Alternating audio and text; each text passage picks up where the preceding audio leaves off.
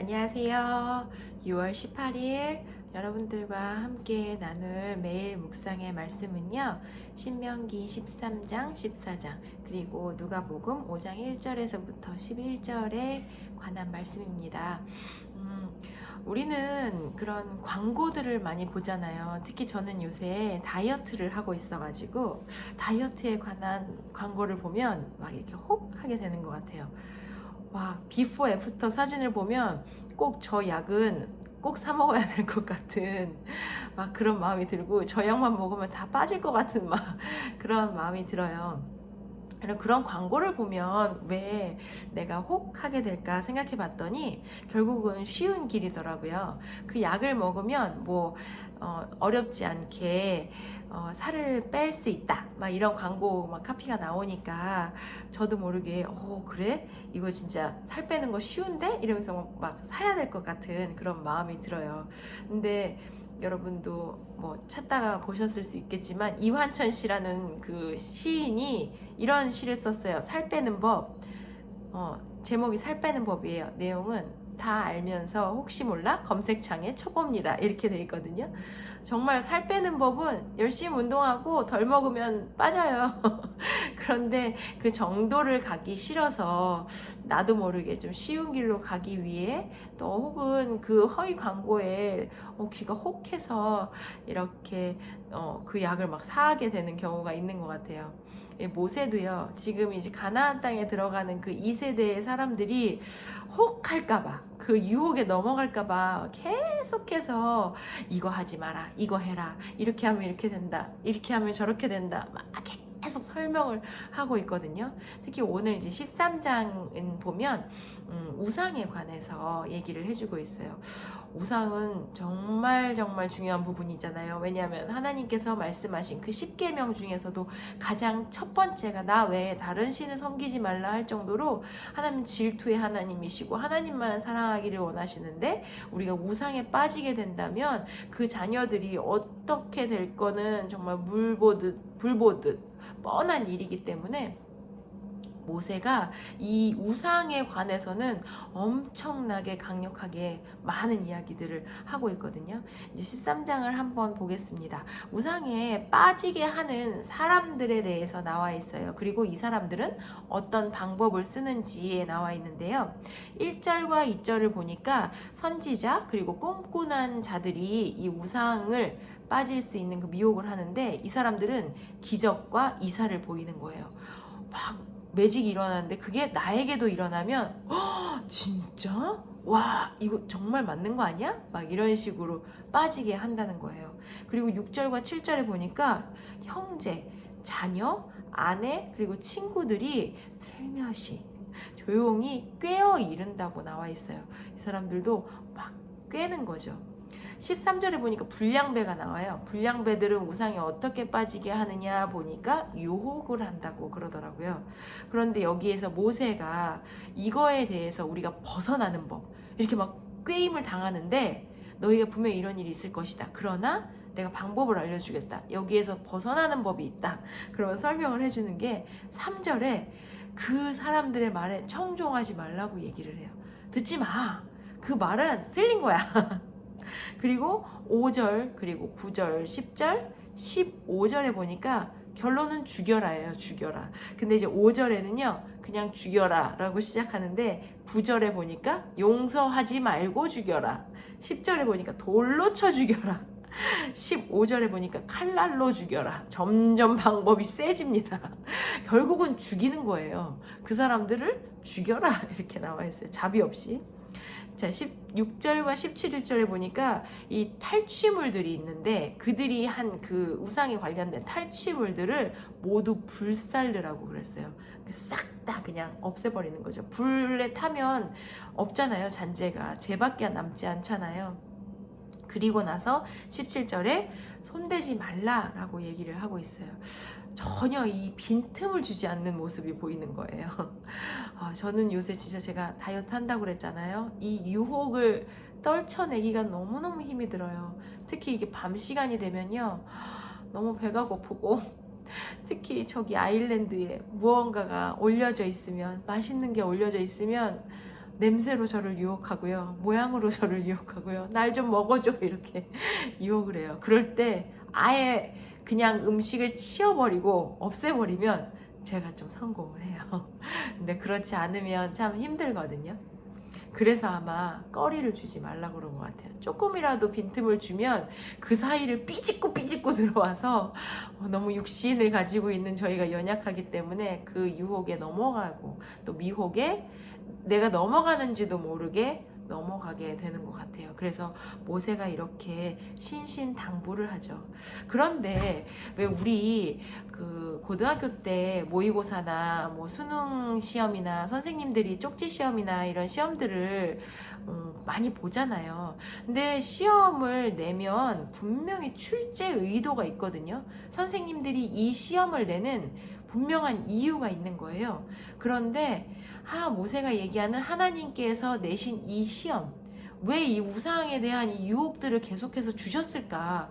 사실 그렇잖아요. 안 주셨으면 그만인데 하나님 모든 거 하실 수 있는 분인데 하나님께서 이 시험을 저에게 주셨단 말이에요. 이 시험을 주신 문제, 그러니까 문제 출제 의도, 하나님의 의도가 무엇이냐 이러고 봤더니 3절에 명확하게 그게 나와 있더라고요. 시험의 출제 목적은요, 우리가 마음과 뜻을 다해서 하나님을 사랑하는지 그걸 알고 싶으셨대요. 그게 하나님의 시험의 출제 의도라고 말씀하고 계세요. 이런 하나님을 마음을 다하고 뜻을 다해서 늘 사랑하고 있다면 하나님께서 이런 시험을 우리에게 주시지 않겠죠. 그리고 이런 시험을 우리에게 주신다 하더라도 우리는 시험을 정말 쉽게 풀어나갈 수 있을 거란 생각이 들어요. 그렇잖아요. 우리 공부 열심히 하면 시험이 재미있지만 공부 하나도 안 하고 시험을 보면 두렵잖아요. 그래서 늘 하나님을 가깝게 마음을 다하고 뜻을 다해서 사랑하고 있으면 이 시험이 재밌어진다라는 생각을 좀 해보게 되는 것 같아요. 그리고 이 14장에 나오는 이야기들은요, 먹을 수 있는 거, 먹을 수 없는 것에 대해서 나와 있어요. 엄청 자세하게 나와 있으니까 읽어보시면 될 것 같고, 저는 여기서 또 14장에서 좀 얘기하고 싶은 게 11조에 관한 문제였어요. 우리 11조 그러면 도대체 또 11조 내야 돼, 뭐 어떻게 막 이렇게 교회에서 또 돈 얘기하는 거야, 막 이런 얘기들을 많이 하잖아요. 혹은 정말 궁금해서 11조는 언제 하는 거지, 어떻게 하는 거지, 왜 하는 거지, 뭐 이런 얘기들 많이 하는데 11조에 관해서 모세가 설명하고 있는 부분들은요, 여기 보니까 22절, 28절에 11조를 내야 하는 시기에 대해서 나와 있어요. 11조는 매년 내야 한다고 나와 있네요. 그리고 28절에는 매 3년의 끝에 내라고 나와 있어요. 22절에 나오는 걸 보니까요, 22절에 내는 11조는요, 토지소산, 곡식, 포도주, 기름, 소, 양, 처음 된 것들을 내라고 되어 있고, 28절에 매 3년 끝에 내는 그 해 소산에 관해서 11조를 내라고 얘기하고 있습니다. 근데 혹시라도 그 11조를 내려가는 그 길이 너무 멀리 살거나 힘든데 이 모든 것들을 다 가지고 갈 수 없을 때에는 그것을 팔아서 돈으로 환산해서 가지고 가라고 이렇게 24절에서부터 26절에 나와 있습니다. 그리고 이것을 11조를 또 누구와 나눠야 하나라고 얘기했더니 26절에 권속, 그리고 27절에 레위인, 그리고 29절에 고아와 과부와 이것들을 함께 나누라라고 얘기를 하고 있고요. 그리고 이런 식으로 나누게 되면 하나님께서 복을 주신다라고 얘기를 하고 있어요. 여기 11조를 드리는 이유에 대해서 또 말씀에 나와 있는데, 11조를 드리는 이유는요, 23절에 보니까요, 그의 이름을 두시려고, 그리고 하나님의 사랑을 확인하기 위해서 하나님께서 이 11조를 받기 원하신다는 말씀을 하고 계세요. 그리고 또 26절, 또 29절에 보니까요, 먹고 즐거워한다. 우리의 권속들이 먹고 즐거워하기 위해서 내야 한다. 그리고 고아와 과부가 배부르게 하기 위해서 이걸 내야 한다라고 얘기를 하고 있어요. 결국 또 이걸 보면 이웃의 사랑을 확인하기 위해서 하나님께서 이 11조를 내라고 말씀하고 있습니다. 결국 하나님 사랑, 이웃 사랑. 저는 이 단어를 보면요, 어쩔 수 없이 전도로 또 이어지게 되는 것 같아요. 그때 제가 강의에서도 얘기했지만 하나님의 사랑, 또 이웃 사랑, 이것을 행함으로 하나님의 사랑을 우리가 행할 수 있는 단 한 가지의 방법은 이웃을 사랑하는 거라고 말씀드렸었는데 혹시 기억하시려는지 모르겠지만 마태복음에 나와 있어요. 네가 마음과 목숨과 뜻을 다해서 주 너의 하나님을 사랑하라. 그게 첫 번째 계명이고 그와 똑같은 두 번째 계명이 있는데 이 이웃을 사랑하는 것이다 라고 말씀에 나와 있어요. 결국 우리가 하나님의 사랑을 목숨과 마음과 뜻을 다해서 정말 그렇게 사랑해야 되는데 그렇게 하지 못하고 있잖아요. 그럴 때 하나님께서 정말 똑같이 그 사랑을 이웃에게 표현해라 라고 명령하고 계시고 있거든요. 우리가 진짜 죽음에서부터 건짐받은 저희들이 할 수 있는 단 한 가지는 그 죽음에서 건짐받은 것들을 증거하는 일이라고 생각이 들어요. 제가 오늘 귀한 강의를 듣고 왔는데 거기에서 정말 많은 좋은 얘기들이 있었지만 진짜 딱 한 가지 기억나는 게요. 많은 사람들이 이 마지막 시대가 돼가면서 이 마지막 시대에 그 사람들에게 미혹을 하는 가장 큰 것 중에 하나가 너 하나님만 믿을래? 아니면 하나님도 믿을래? 라는 얘기였어요.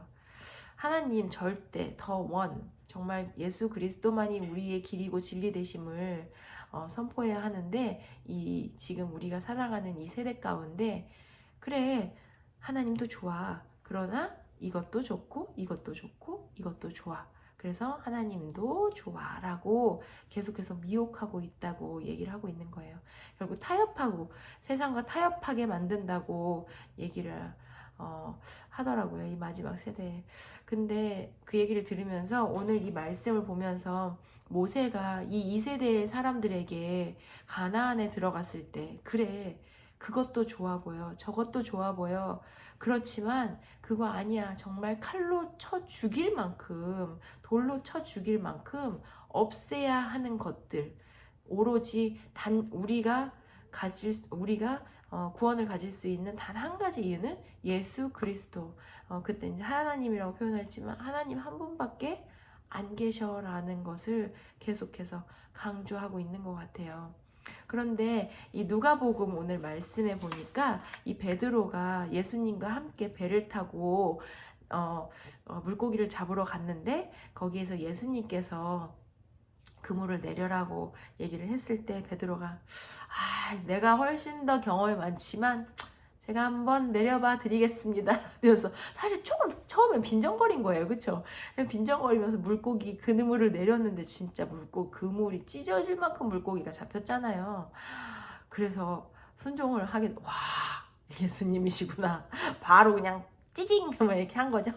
예수님께서 그리고 나서 말씀하세요. 베드로야 내가 너를 사람 낚는 어부로 부르겠다. 그렇게 말씀하시는 거예요. 진짜 우리가 예수님을 믿으면요. 예수님의 말을 순종을 하면요. 그 그물이 찢어질 만큼 물고기를 얻을 수 있는 혜택도 있지만 그거에 앞서 예수님께서 우리를 사람 낚는 어부로서 부르고 계심의 혜택이 있다는 거. 와, 이 말씀을 다시 한번 보면서 이번 달 우리가 전도하러 나가기로 했잖아요. 너무 기대가 되는 거예요. 우리를 그런 사람을 낚는 어부로 부르셨는데 그런 어부가 되어서 우리가 전도 나갔을 때 이 예수님만 우리의 구원자 되심을 선포하며 정말 전도하고 우리 가운데에 부흥이 일어난다면 와, 얼마나 가슴이 뛰고 벅찰까 이런 막 기대가 돼서 오늘 말씀을 보면서 정말 너무 좋았거든요. 우리 다음 주에 나가는 그 전도 가운데 이런 마음을 서로 함께 품으면서 서로 격려하면서 그래 너도 죽고 나도 죽은 인생이었지만 우리 예수님 때문에 산 인생 되었지, 이거 우리끼리만 알고 있지 말고 진짜 예수님 없어서 죽어가는 저 불쌍한 사람들에게 이거를 같이 나눠주자라고 함께 권면하면서 전도 나가서 또 기쁨을 함께 누리는 그런 자들 되었으면 좋겠어요. 그럴 때 우리가 예수님의 말에 순종해서 나아갔을 때 그물이 진짜 흐드러지게 찢어질, 물고기가 가득가득 찬 그런 역사들이 우리 가운데, 우리 삶 가운데 늘 풍성하게 있기를 소망해 봅니다. 그래서 이따 저녁에요, 또 특별히 오늘 박바울 선교사님이 오셔서 말씀 전해주시는데요. 선교사님들의 얘기를 들으면 이곳에서의 얘기보다 훨씬 더 현장감이 있어서 저는 너무너무 좋거든요. 정말 우리 같이 선교사님의 그 현장감이 넘치는 그곳에서의 사역의 이야기를 함께 들으며 이곳에서 우리가 전도하고 또 예배드리고 하나님을 찬양할 때 그 현장에서와 같은 그런 열정 그리고 에너지들이 우리 삶 가운데 있기를 소원하며 이따 금요일날 정말 모두 다 참석하셔서 함께 예배드리는 그런 귀한 시간 됐으면 좋겠다는 그런 생각을 해보게 됩니다. 여러분들 화이팅 하시고 오늘 하루도 승리하시고 이따가 예배 때 여러분들 함께 뵙고 또 서로 춤추고 막 노래하고 찬양하며 주님을 뜨겁게 사랑하는 마음이 예배 가운데 살아났으면 좋겠습니다. 이따 봬요. 빠이.